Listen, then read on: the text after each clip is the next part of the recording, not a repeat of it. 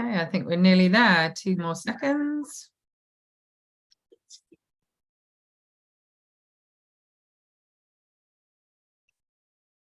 Fantastic. Okay, so great stuff, guys. Really excited to have on our Mind the Property Lee Roebeck, our monthly update on how to keep our mindset in check for a successful property business. And I always say that no matter what we do, you can have all the knowledge in the world, but without the right mindset, you're never going to be really successful. And this particular topic of conversation that we're talking about today, which is all about what you know and what you do, and inherently they tend to be quite different. We know what we need to do, and in fact Lee and I were talking about just before we came on, but whether we do it is another thing. So just some general rulings here. I wonder if we've got everyone. I know this is a bit earlier than our normal my normal other rooms, but if guys, everyone could just ping some people to come and join us in here, that would be amazing. So if you know of let's say 6 people, if you could just ping them and invite them here, that would be really amazing, so that we can have some more people joining us and yeah, spreading the good word that we have here. So I'm just doing that myself, just inviting a few people. Fantastic. So that's all been sent. So Kathy has said hi. Yeah, really great to see you on here, Kathy. Lovely to see you. So yet again, if I will keep reminding people, if you could all just ping a few people so we can start bringing some more people on. And we are also live on YouTube. So if you want to follow up with this afterwards, because there are so many fantastic nuggets that I know we will be covering, you can come back and re-listen on my YouTube channel, which is Emma Howitt Pure Abodes. We also break these videos down into shorter videos as well, which is really useful. Okay, Lee, so please could you introduce yourself for those who, for anyone who doesn't know you, who might be new to you, please can you introduce yourself? Thanks, Emma. Good afternoon or good morning up in the UK there to you, John, Thomas, Kathy. Hope you guys are doing well. So my name is Lee Roebeck, and I'm a mindset coach, and I work with entrepreneurs from all around the world. Emma being one of them, Kathy also being one of them. Kathy who's online here with us today. And I was personally mentored by the legendary Bob Proctor for the last 5 years of his life. You know, spent a lot of time, at least 4, 5, 6 day trainings with him in person in LA and in Toronto. So, I mean, Bob's reputation speaks for itself, and, you know, all of the ideas that the systems and the toolbox that I've handed to Emma with regards to mindset and that I've handed to Kathy have been the tools that Bob has given to me. So, so really love, you know, the work I do in terms of mindset and helping entrepreneurs remove money blocks and attract clients easily. And it's always such a pleasure having a chat with you here on a monthly basis, Emma. Oh, fantastic. Thank you. So, yeah, I mean, I suppose the reason I set up these whole rooms on a monthly basis is purely because I saw the difference. And in fact, as we said, we touched on this before. I am inherently a mother of 3, you know, wife, you know, daughter, multiple business owners. I have multiple activities that I do. And 2.5 years ago, it was not a healthy looking scenario. And I'd really got to that stage where I couldn't see any other way, and spoke to Lee. And inherently, he said to me, which I clearly did not believe, but it seemed quite a ballsy statement. He said to me, if you come with me, Emma, in 6 months' time, you'll look back and you won't recognize where you are or where you've come from. And I thought, wow, that is pretty big stuff. And he wanted, you know, we were discussing, you know, a coaching program. And I was just thinking, oh, I can't really afford to do this. but I thought I can't afford not to at this stage. And wow, the changes and the differences and the calmness. Now, let's be realistic. Does stuff, in inverted commas, still happen? Absolutely. Of course, things happen. And in fact, I think the more successful you become, I think the more stuff, so to speak, that happens to you. But successful people have a way of dealing with them and understanding how to do it. So that's why I asked Lee if he would really kindly join me for this year to come in and give the feedback and help other people see what I saw in this program and how Lee has supported me. And funnily enough, very early on, and I have mentioned this to Lee before, I'd thought one of my kind of dreams was, wow, I'd love to be able to work with Lee. He's just such an inspiring person. I'd love to be able to do that. And look at this. We're here now. And that is one of the things that's happening. So yeah, I feel incredibly fortunate to have Lee on here and to be able to share his good words. But let's not digress too much more. So today we are talking about, the power of praxis. Did you want to, just sort of kick off and kind of introduce everyone to this, which was until a couple of years ago completely new and I'd never even heard of it? So, Emma, as you know, praxis is it's a really powerful word, and in psychology circles, it's really been used a lot more, and it's carrying this weight with it. This particular word. Now, I'll be honest. When I started my study into mindset, I had no idea what the word praxis meant. I literally had no idea, and a lot of the people I speak to, they've never heard of the word before. Now, if you go and look at this word praxis, the dictionary definition is so simple. It's taking your idea from theory to practical, and the title of this lesson that Emma and I are doing here today is all about integrating what you know with what you do. It's often easy, if it's someone from the pulpit, we say they've got to practice what they preach, right? It's easy to say something, but the results always tell the truth. The behavior tells the truth. It tells you exactly where your mindset is programmed.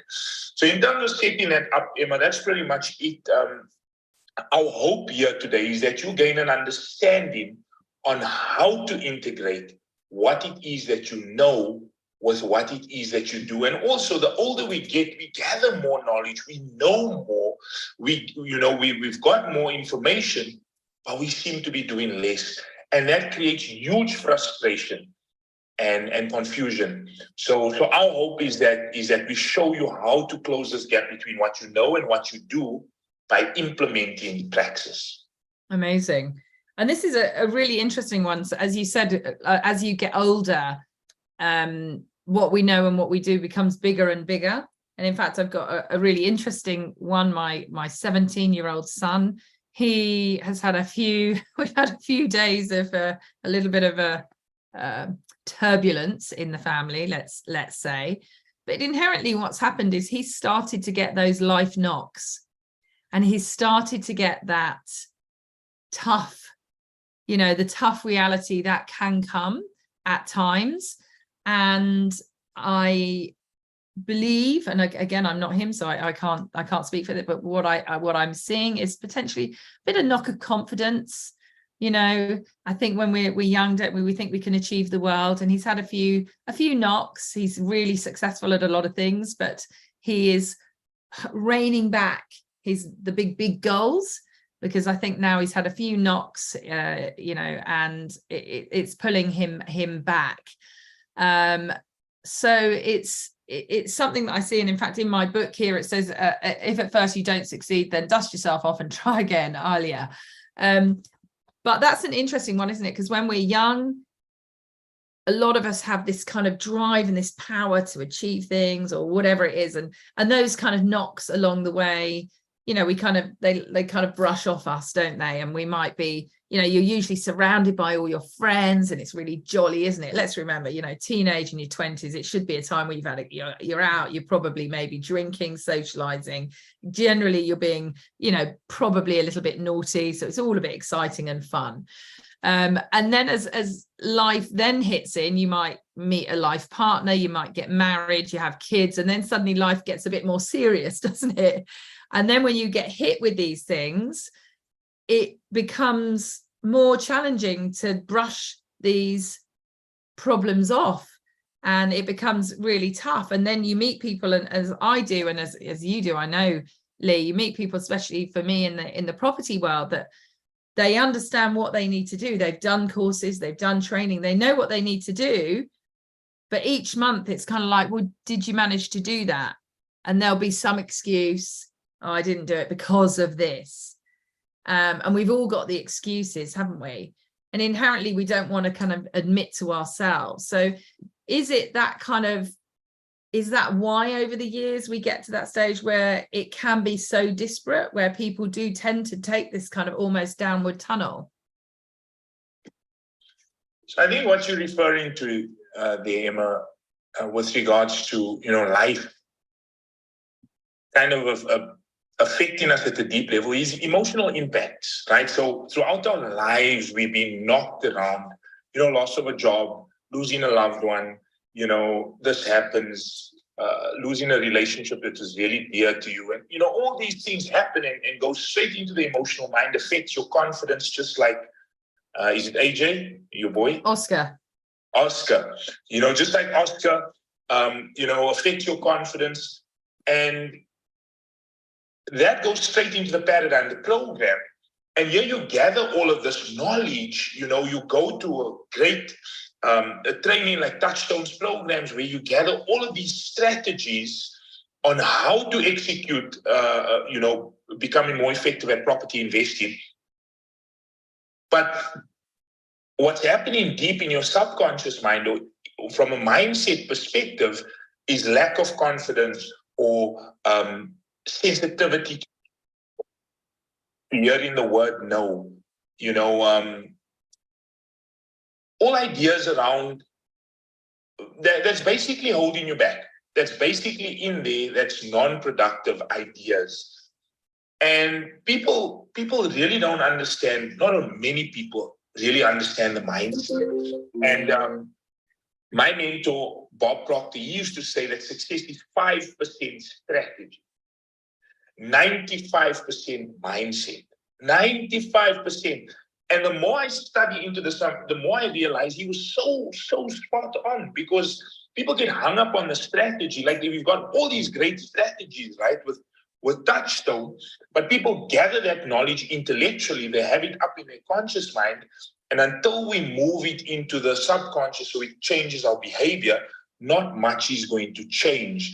You know, we were raised with the idea, Emma, that knowledge is power. Knowledge is no such thing. You can have all the knowledge in the world. If you don't step out and act on it, it's useless. Applied knowledge, that's where the power is. It's the applied knowledge. So people need to understand how the mindset works and how to change the ideas at that deep level to align it with what it is that they want. They've got to integrate what they know with what it is that they do. Mm-hmm. And if I may, you know, there's just one thing I want to touch on. That's why a lot of people, you know, they get into personal development. I mean, I've heard stories of some people being, you know, studying self-help and personal growth for 10 years or 5 years. One of my mentors, 3 years he was at it, and nothing changed. The mentor I'm talking about is Arash Vasugi. And when he met our mentor, Bob Proctor, Bob said, you don't know these ideas, you know about it. Because he said the results always tell the truth. He says, I can just look at your results and I know exactly what's happening at a deep level. So this is why people are disillusioned with personal development, because they spend years studying this stuff, gathering the information, you know, really serious about improving their lives and the lives of their family. Like, I think, you know, that's why we get into personal development, is to really improve our situations, health-wise, relationally, financially, business-wise. And then we studied, and not much on the outside changes. And that's why people become disillusioned, right? Because, I've heard of people that eventually they say, the stuff doesn't work, I'm not studying it. But the thing is, they've never understood how to take it from that surface level of their mind to that depth that's going to make a real difference.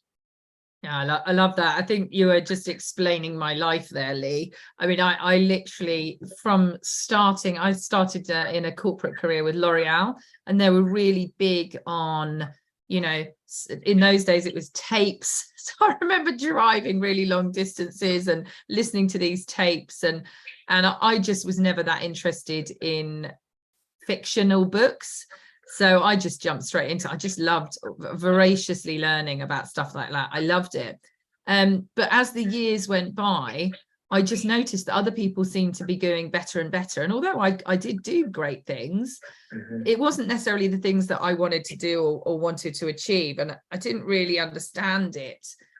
So it just then made me want to read more books and learn more things about sort of self-development and all of those kind of things. And it wasn't until literally I met you that I suddenly was given a path of exactly how to change. So how, with that knowledge, how to make it work for you. Because inherently, in this kind of, walk straight into this kind of my thoughts around excuses. And I don't want that to sound negative, because I don't mean it to sound negative, but it's just the best description of what I'm going to say. So everyone does, let's say, a course. I'm just thinking like rent to rent, where, in property, where people rent a property and then they legally sublet it to, say, a guest, like a service accommodation person or a tenant in an HMO, something like that. Now, what happens is it's basically a numbers game.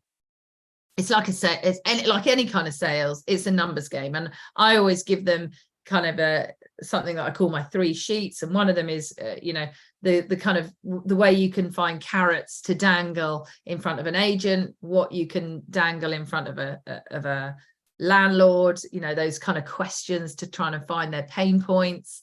And then the third one is literally a piece of paper with 10 circles on it. And in those circles, you've got no. Every single circle, you write no. And then I say to them, so every time you get a no, I want you to be really excited that you're crossing it off, because you're one step closer to that yes. And it's not just going to be one sheet of paper. It could be many, many sheets of paper, because initially we might be doing it really wrong, mightn't we? We might be saying completely the wrong things. We might be just talking to completely the wrong people. We might just have people that it is a genuine no for them. You are not answering or you're not solving any of their problems. So it's a genuine no. But what happens is people still come back, let's say a month later, and it'll be like, how's it going? Did you get your rent to rent? No. Well, this happened, and my child did this, and then this else happened, and all these things. And and I hear it in myself, Lee, which makes me laugh. But what is that, Lee? How can we get to that stage where we understand that those, what you might call excuses, get in the way? How can we see those for what they are, which is inherently things that are ourselves blocking? Because that was a big thing for me. Until I realized that I have complete and utter control of what's happening to my life, I don't always know how to change it, but I know that I have that control.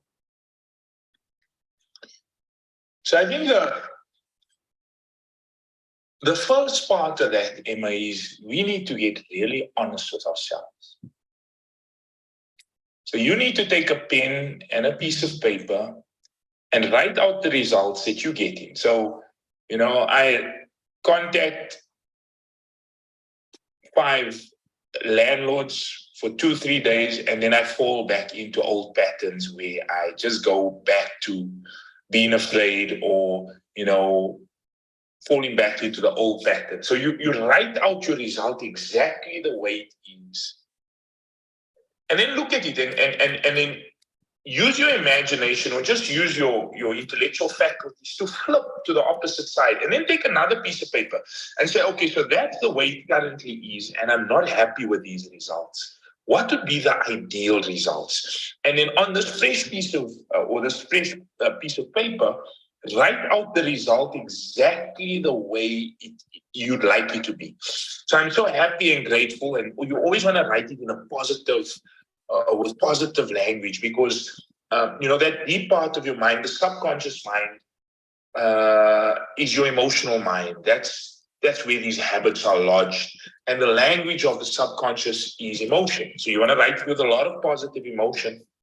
I'm so happy and grateful now that every day I reach out to 10 landlords. I do it every day. And, regardless of the response I get, I stay on course, I'm confident, and I get things done. Whatever that statement is, I'm just making things up here as I go ahead. But you want to write something really powerful that's direct opposite of that, And then you might write something like, sales have been attracted to me all day, from whatever sources or whatever. And, but write something that's meaningful to you, and record it, rewrite it 5-10 times a day, affirm it. That's how you're going to move this idea. And this goes totally against the grain of how we've been trained in terms of education, because we've been trained to read something, and once you've read it, you've got it, right? That's it.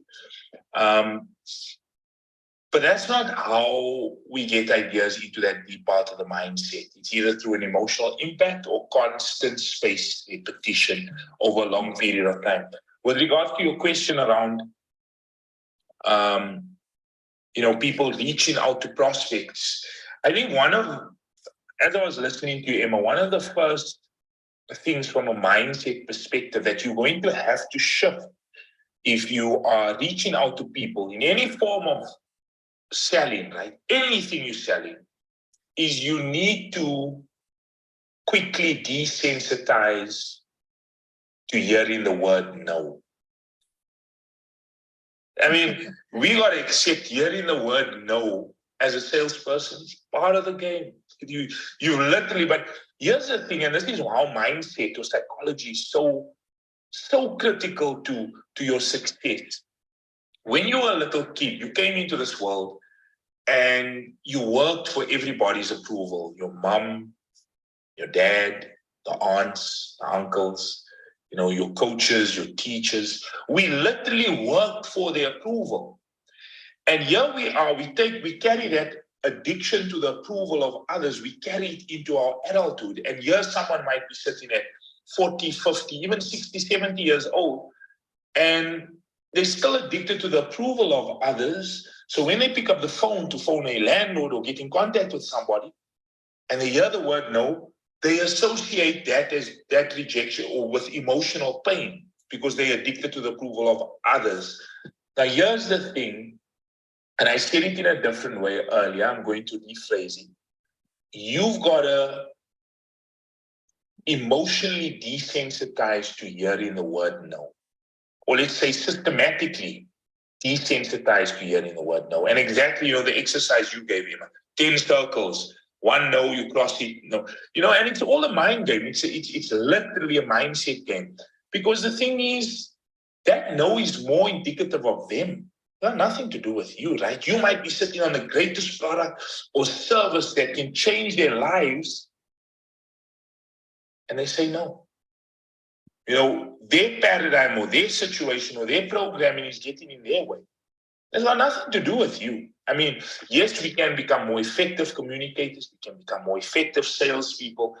And if you're using a strategy in Touchstone, which requires you to sell an idea to somebody, you want to be studying selling every day.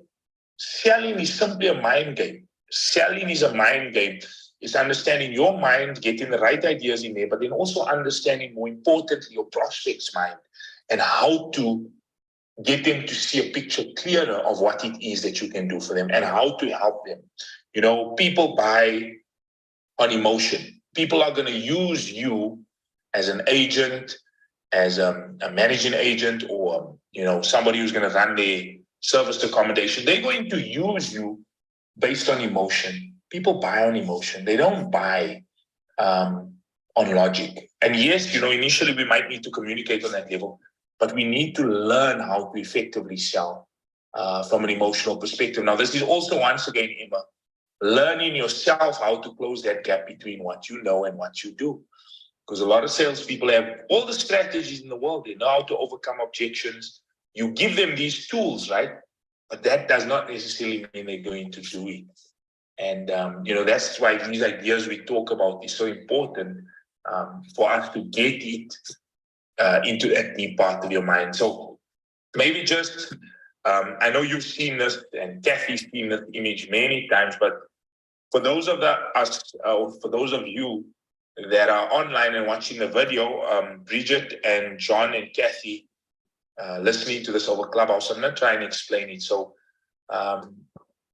on the video here, I've got a little model of the mind, and I want to talk about the two different parts of your mind.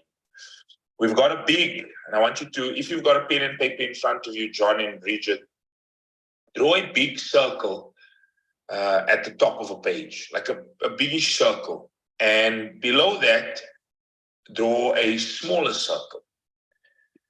And the bigger circle, I want you to divide it in two.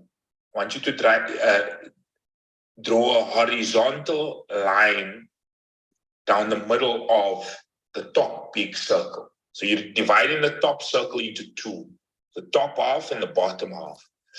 And in the bottom circle, I want you to put two arms on there and put two legs. So just two lines on the top, two lines at the bottom, arms and legs. And then I want you to put the neck. So put a line joining the top big circle to the bottom circle. Have you got that down, John and Bridget? If you can let us know in the chat here on Clubhouse.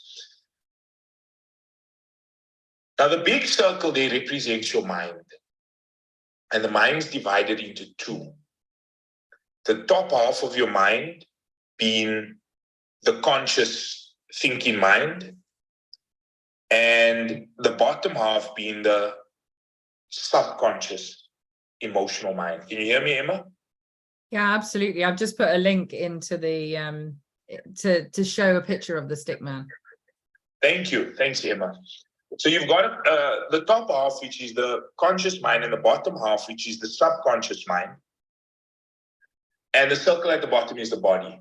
Now, you go to a program, you attend a program, you go to, these sessions with Touchstone, you get all these strategies, like the three that Emma's just mentioned, and you know how to reach out. I mean, we all know how to pick up the phone and reach out to 10 people every day. We know how to do that.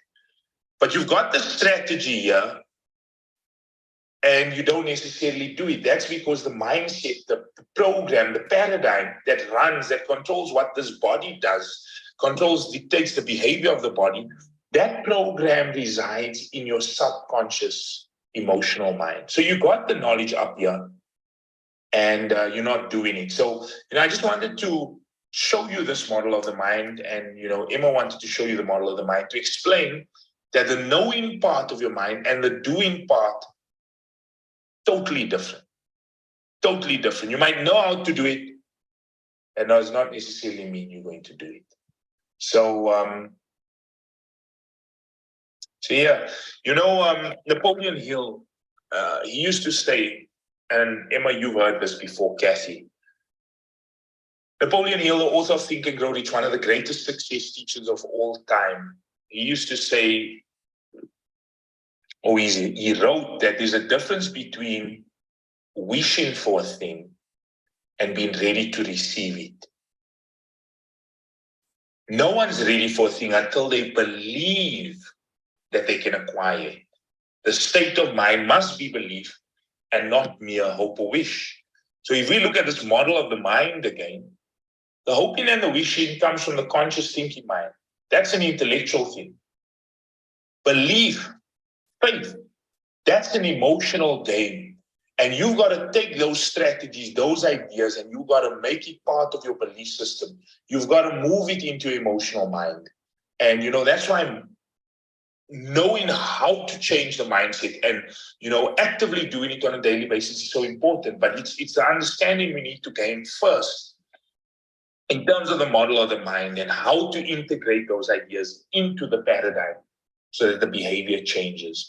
And, these ideas we're talking about, the more, and if these are new ideas you're listening, come back to it, listen to, watch this presentation or this session of Emma's, watch it again and watch it again and watch it again. And I promise you, through the repetition, eventually you're going to gain the awareness. And once you've gained the awareness and the understanding on how the mindset works, then you can look at your results and say, okay, the results tell the truth. Now, I know how to do better, but by using this mindset model and, these daily tools, I can integrate those ideas, those strategies, so that it becomes a part of my behavior and I do it automatically.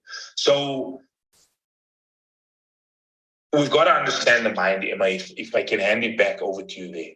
Yeah, I mean, incredible. And I would I want to come back onto that in a moment, but about this kind of repetition. But it is just so brilliant to keep hearing all these things. It's just so key. But one of the things that I find really interesting, and this kind of springs me back to ideas that kind of Bob talks about. And when you look at studying, the most successful salespeople, we want to, don't we? We want to compartmentalize them. And it could be when we look at the most successful, like rent-to-renters, the most successful property investors, we want to kind of pick out something that they've got that I don't have. They've got money, or they've got age, or they've got beauty, or we literally clutch at straws, don't we, as something that this person has got that I don't have, and that enables me to say, well, that's why I'm not so successful. But inherently, when we look at it, and I remember there was a lady when I actually sold books door to door in America, so away from home. And there was this one lady who was just incredible. And we all wanted to have an opportunity to follow this lady, Tessa, she was called. And she had years and years, she'd been doing it, let's say, for 5 years. And consistently, she did really, really well. So anyway, I remember it was my day to go and follow Tessa. I was so excited. And I was thinking, oh, she's going to show me a thing or two. My life's going to be changed after seeing her. Anyway, rocked up. And she was just, no disrespect at all, but she was just a very, very normal person. She wasn't particularly jolly. She wasn't particularly sad. She wasn't particularly beautiful, fit, any of that. She was just a really normal, perfectly nice person. And I remember thinking and being quite disappointed at the end of the day that there wasn't some huge explosion. She didn't do some jiggery pokery. There was no magic involved. There was no physical forcing people to do things. It was just the same old stuff day in, day out, clearly that she did. But at that stage, when I was probably in my 21, I found it really hard to see that. Now, looking back now, I see that she just did the same stuff. She just did what worked, which was get up early in the morning, get stuff ready, organize her day, go and knock on as many doors as she possibly can throughout the day, say pretty much the same old spiel, talk about other people who'd signed up, and then keep going. If they said yes, if they said no, answer some objections. But inherently, if they weren't a sale, she would just leave, knock on the next door and the next door and the next door and the next door. But at the time, I had this massive expectation of what it was. And when I look back, and even now, when I hear a no, it does go back. So even, when I hear somebody, I talk to a landlord, and I'm sort of, wanting to talk to them about potential opportunities, maybe me doing a rent to rent, maybe me purchasing his property. And there's this kind of immediate no. It is like this kind of stab. It's like, oh, because it's like a personal oh, you've done something wrong. But I know to just kind of sit there and think, well, it's nothing to do with me. And actually, I find it much easier over the years I've seen that when I'm selling somebody else's product, oh, I mean, that's a breeze. Because it's nothing to do with me. It doesn't matter if they say yes or no, because it's somebody else's product.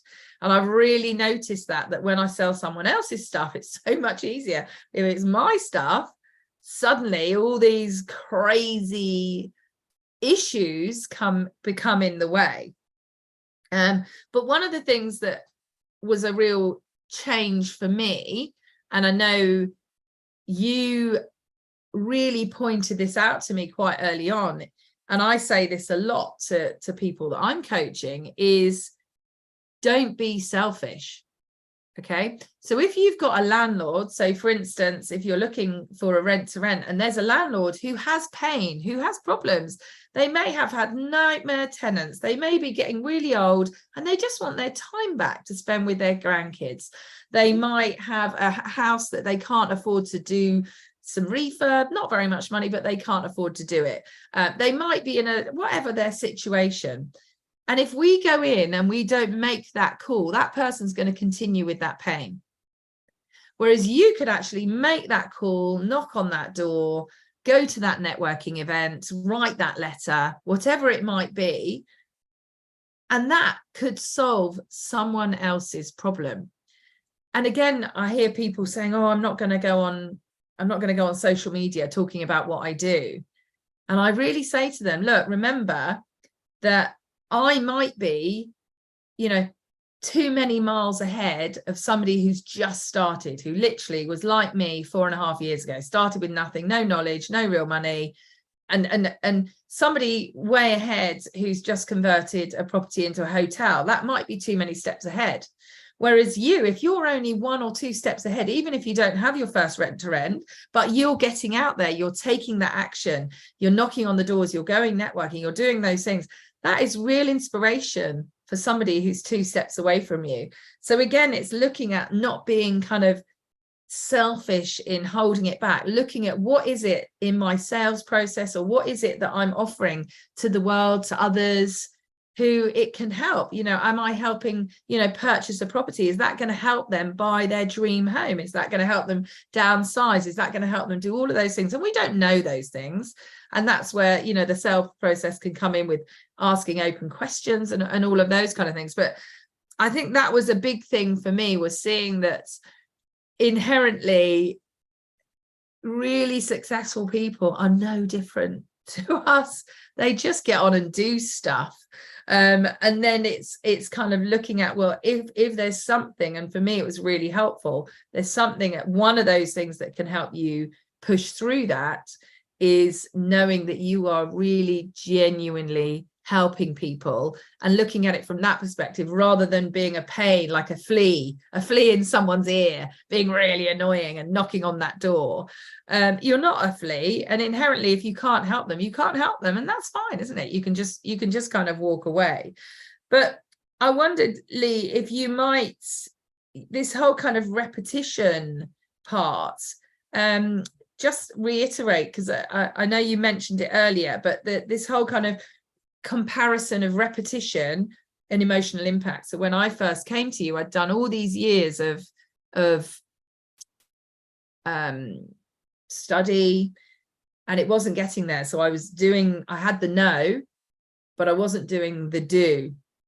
And it wasn't until you gave me this ability to do, you've already spoken about these non-productive activities, and in fact I think I'm putting a post out, it might even be tomorrow, all about those non-productive activities and productive activities, and rewriting them and how that can help. I wonder if you might share that to help people again to understand this way that we know but we don't necessarily do.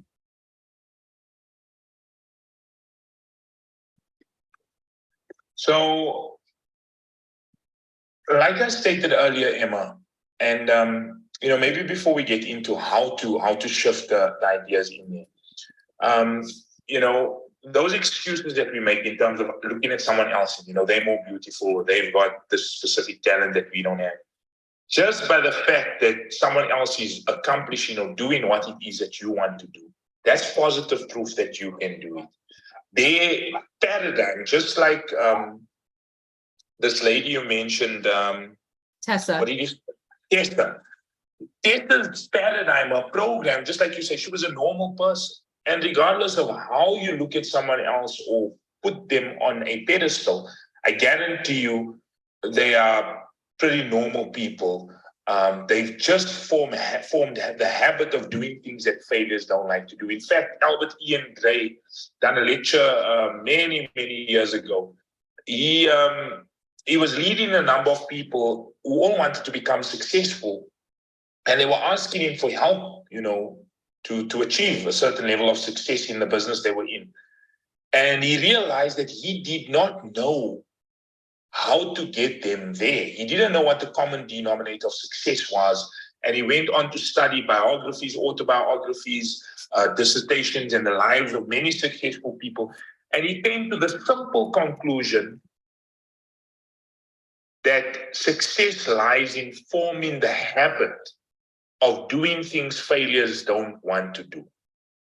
Now, that's exactly what Tessa was doing on a daily basis, right? Emma, you said it now. She had the habit of doing things that most people don't like to do. Now, here's the thing. People don't like to pick up the phone. Most people don't like to pick up the phone and cold call or, put themselves out there, go to a networking event or, go up to somebody and offer your product or service. Most people don't like to do that. But successful people form the habit of doing it because they've got a bigger purpose or they've got a bigger goal. It's tied into something much bigger. And, also something that struck me when I was listening to you, Emma, success is simple. Now, I want to say that again. It's really simple.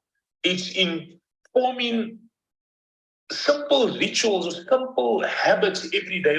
Like we all know to be successful at having a nice body. That's simple. Go and exercise every day. Make the right choices with regards to food. Get a personal trainer. Get some knowledge on how to look after your body. And then do it. But the thing is, people have that knowledge, but they don't do it, right? So how do we do it? So this is now answering your final question, Emma. The emotional mind, you're only going to move an idea or a habit into emotional mind. One of two ways. One is an emotional impact. Bang. It's like a jolt to your system. I've already mentioned loss of a job, loss of a loved one, loss of a relationship. 9/11 for the people in America.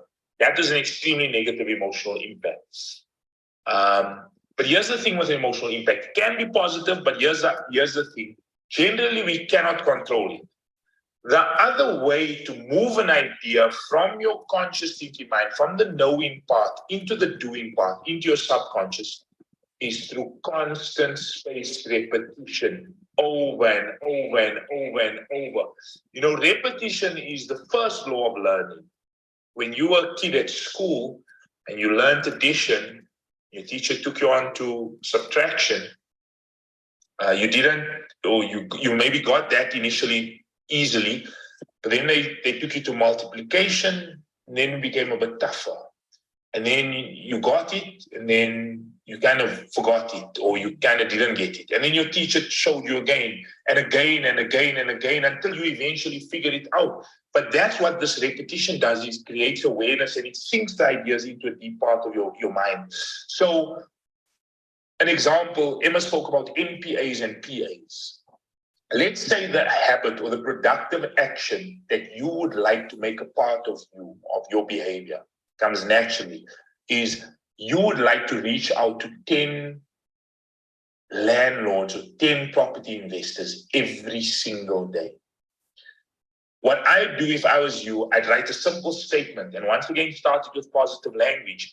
I am so happy and so grateful now that I calmly reach out to 10 prospects every day. I have a mutually beneficial conversation with everybody I speak to. And you just rewrite it.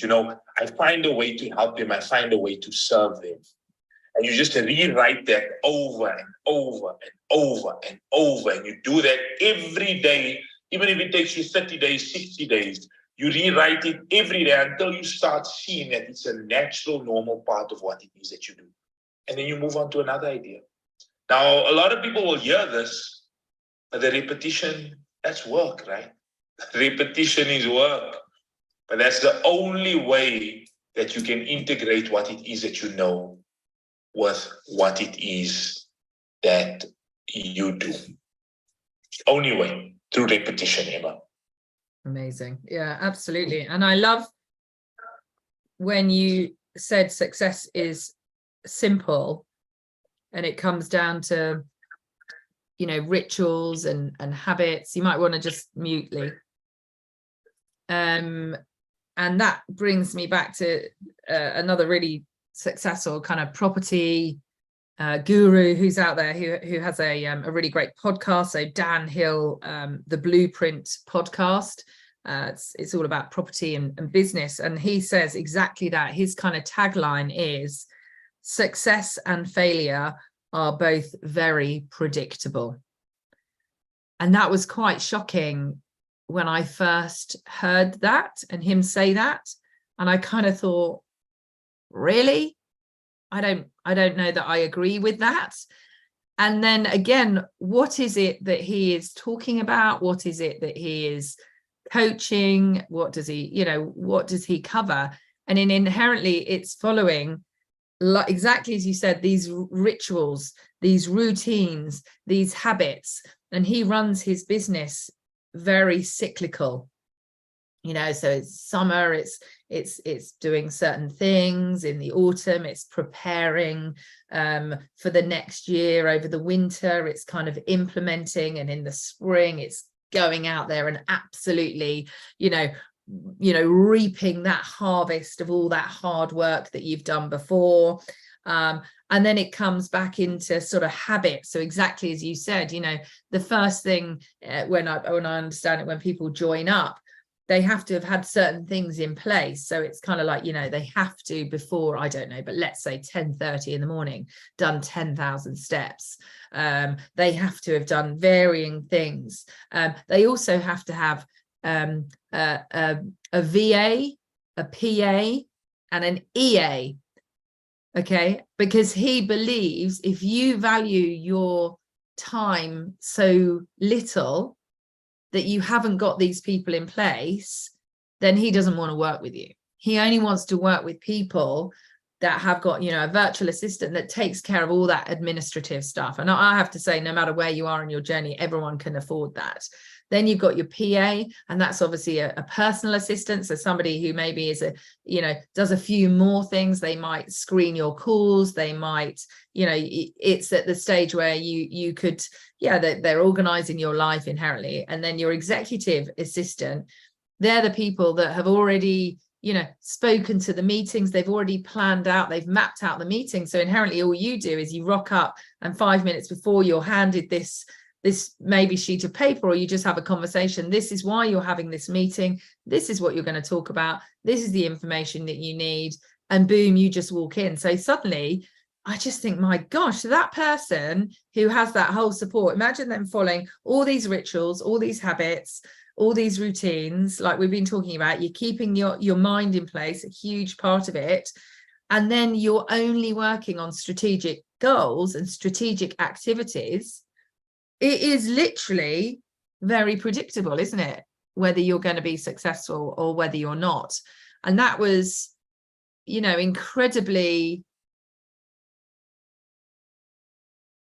I suppose, kind of mind-blowing, incredibly beneficial, because I do think sometimes we get to the stage. Liberating. You are exactly right, because we get to the stage where, as we started off with, life does knock us at times, and it can be something completely out of the blue, whether it's, my mother-in-law is really going downhill with dementia. I mean, totally unexpected, well, not unexpected. I suppose she's getting older, but you never expect it to happen. And certainly when you view it, I didn't expect, you know, her talking about going to visit her mother yesterday. You know, it made me burst into tears. It was suddenly like, wow, that is just, you know, unexpected. And these things come and hit us. But does that mean that, you know, I can't carry on life because it might happen to me? Of course not. I mean, that's never going to happen. But we'll have property things that come and hit us. You know, a deal will fall out of bed, or we will have had many sheets of no's, and we're just there going, where's that blooming yes, I want it. And I kind of feel like that at the moment. I'm really exciting. I've got a process. So I suppose this is a habit now, that I'm sending out a certain number of letters each week. I'm looking at varying things, and it's so exciting now because I'm measuring lots of activity.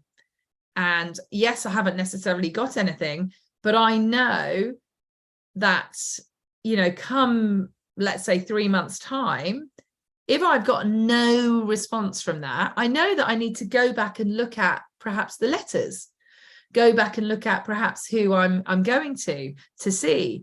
But I'm not going to not do it, because I know inherently loads of other people are really successful by doing that. I just might need to do a tweak or something like that. So yeah, I really, yeah, I don't know where I was going with that, but oh yeah, with the success and the simplicity. And that goes back again to what you were talking about with this repetition. And that has been totally life-changing for me, because I've come from this position of being all over the place throughout my life, always all over the place, always losing stuff, you know, always never fulfilling, never finishing, never doing those things. And suddenly I still have a lot of that. I can't admit to being totally out of it, but there's now a lot of repetition. And Lee knows for a fact that, I mean, I must have been doing it for nearly 2 years, writing every single day. I'm so happy and grateful now that money flows freely and easily to me in increasing quantities from multiple sources on a continuous basis. And that just means on a daily basis, every time a bit of money, every time I spot money on the floor, I just think, oh yeah, money always flows to me, or I know that you know, I know it's coming. I've just got that complete and utter faith that my massive goals, which you instilled in me, I'd gone back I'd gone back, as you know, Lee, to aiming low. And you gave me that confidence to aim high again. And I think that is just an incredibly wonderful gift to be able to give to people, to be able to know that there is a path that you can take. So although we know all of this and we're not necessarily doing it, you can give that path to help us get there, and not just aim at the top of the trees, but to aim for the galaxies. And if we only hit the moon, my word, who wouldn't be happy with that, eh? So yeah, I find it really, yeah, really incredible. So thank you, Emma, for those kind words. So each of us have so much potential. Like, there's only two sources of reference you can go to understand you, right? The human personality. One is science and the other is theology. And both of those sources, and you can go and study and analyze this, both of those sources tell us that you've got infinite potential. But it's this program in the subconscious, this paradigm that's stopping that perfection from coming to the surface. Now, when I say to someone like you, stretch, you know, set a goal way beyond anything you've ever done, that's because, you know, I know that there's something within you that, gosh, it will surprise the heck out of you. I mean, Emma, I'm sure you've experienced this with the people you're helping and coaching. I've discovered gifts, talents, abilities that I never even knew I had, you know, when I started this journey. Because as you start rewiring, I mean, there's something so powerful within you. We, regardless of what, you know, your religious affiliation is, we believe that, you know, you are part of this infinite intelligence, or there's something inside of you that goes way beyond what we can comprehend.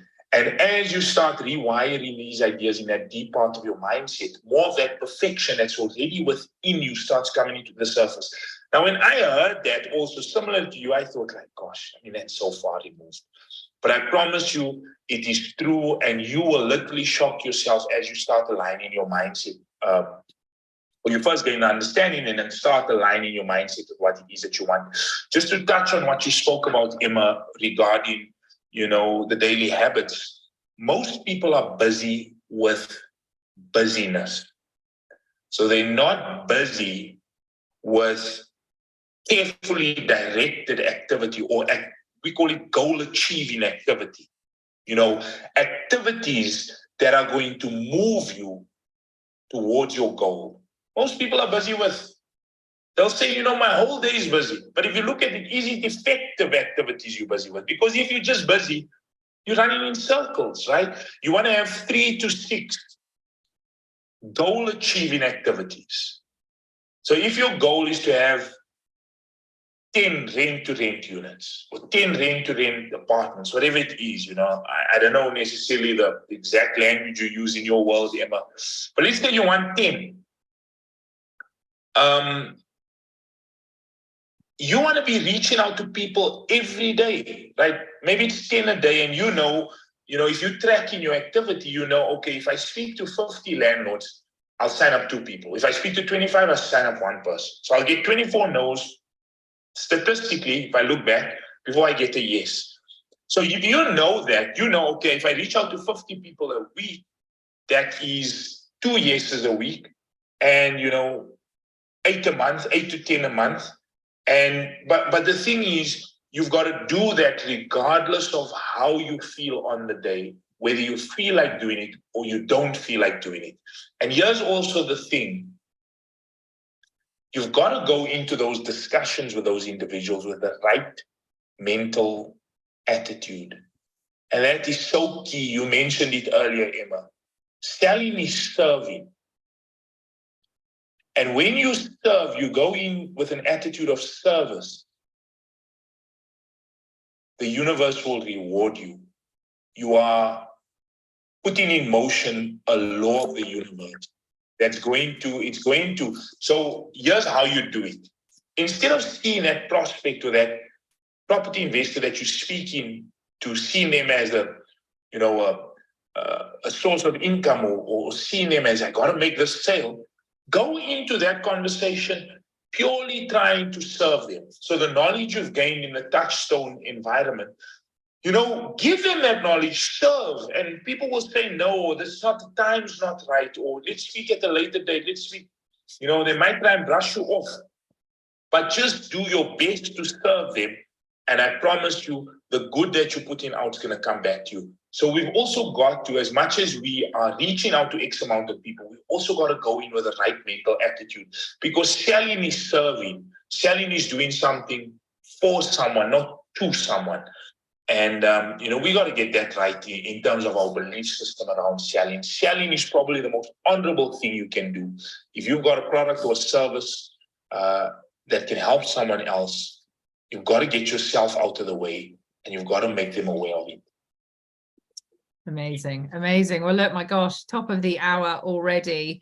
It has been I've really enjoyed that session, Lee. Thank you so much. I really appreciate you taking your valuable time and coming and helping me to inspire and grow what people can achieve in the property world, which is just a massive goal for me. I think it's so key and important. So yeah, just very much, if you could just mute Lee, sorry. Just for everybody, as a reminder that this is live on YouTube. So afterwards you will be able to come and see this, listen to it again. As we've talked about repetition, we also, over the next week or so, we break it down into smaller chunks, so you can listen to it again. So please do come and subscribe. Really appreciate that. If you could, I'm trying to get, not trying, I'm en route to getting 1,000 subscribers, and I'm currently just gone over 200. So I'm, yeah, on the way there, and pretty excited about that. So I'd really appreciate if you could subscribe. And then I know if you wanted to see Lee again, Lee does, I think it's monthly sessions, is it? Lee, I've put a link, a bit.ly link where you can go and spend another hour with Lee, going through more of these really, really powerful mindset shifts.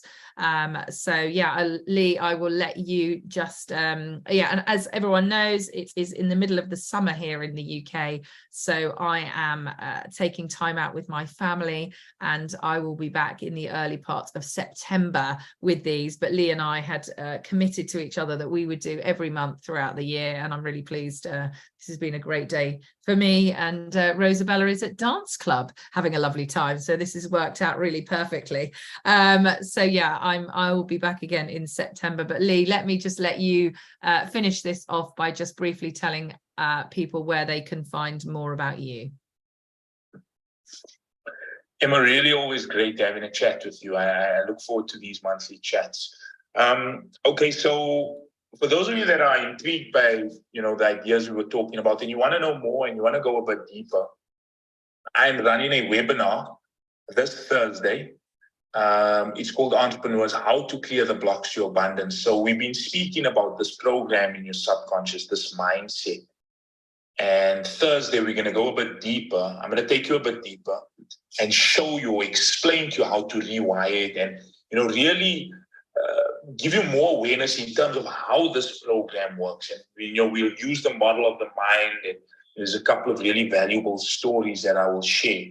But if you're intrigued by these ideas and you'd like to go a bit deeper, click on the link that Emma's got here in Clubhouse, and or on YouTube, you know, Facebook, wherever you're streaming us, to click on the link and register and come and join us. It's really going to be a powerful 1 hour together that you don't want to miss. And I look forward to seeing you there. Thanks, Emma. Brilliant. Thanks so much. Take care, guys. Great to see you all. Take care. See you soon.